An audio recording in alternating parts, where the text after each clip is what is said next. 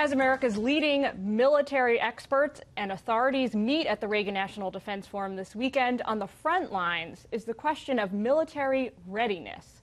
Navy and Marine leaders say they're facing major budget and readiness setbacks at a time when tensions between the United States and North Korea have never been higher.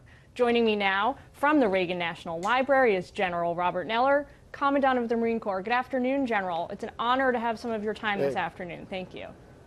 Well, it's great to be with you. It's great to see you.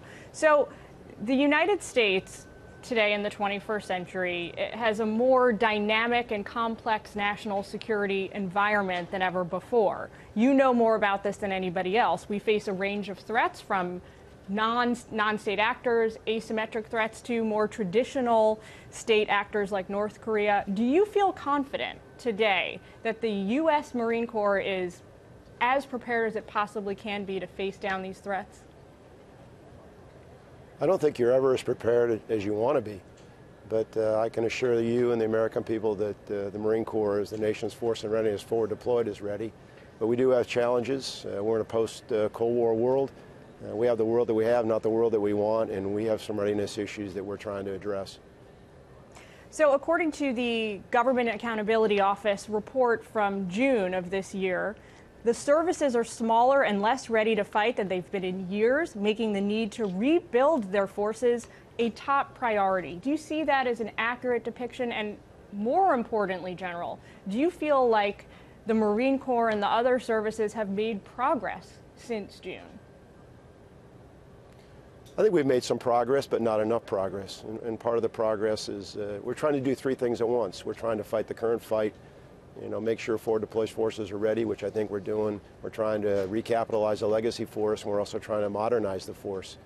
So that's a difficult challenge to do all at once. And to do that, we've got to work harder, but we also need to have a consistent, steady resource stream to be able to do that. Money alone isn't going to fix it, but it sure is going to help. Money doesn't solve all problems, but it certainly helps with a lot of them. So here we bring in the Congress and their role, and the trend in recent years is to authorize and appropriate via these continuing resolutions so that effectively the service branches don't know from one year to the next what the budget parameters are.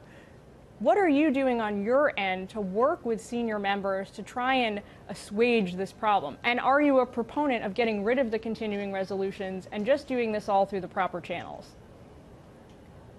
Well, I think Secretary Mattis and Chairman Dunford have said that we certainly would support getting rid of the Budget Control Act.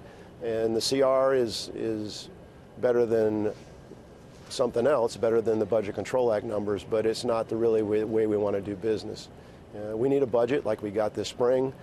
We were hoping we were going to get one this year, and we need something over a course of several years because the force is watching what's going on, and they want to see that there's commitment to make sure that the force is ready. We have an all-volunteer force, and it's also an all-recruited force, and so they're watching very closely. But we have some challenges, but we're going to go. The Marine Corps is going to go. The Army, Navy, the Marine, and the Air Force. We're going to go fight, but we don't want it to be a fair fight, so we need to be as ready as we can be.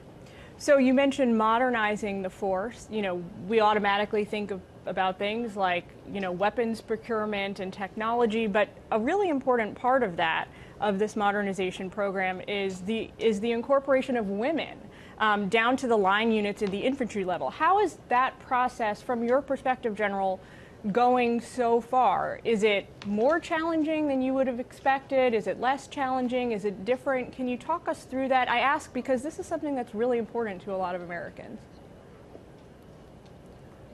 Well, when the policy was changed, we had a plan which we implemented. The number of women in Marine divisions in any MOS has increased almost to 1,000. The Marine Corps is running about 9% of the force is women.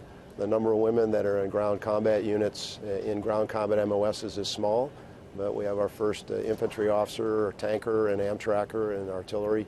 So, quite frankly, talking to the units out there, they're out there, they're doing their job, they're Marines, and we expect them to perform, and they are.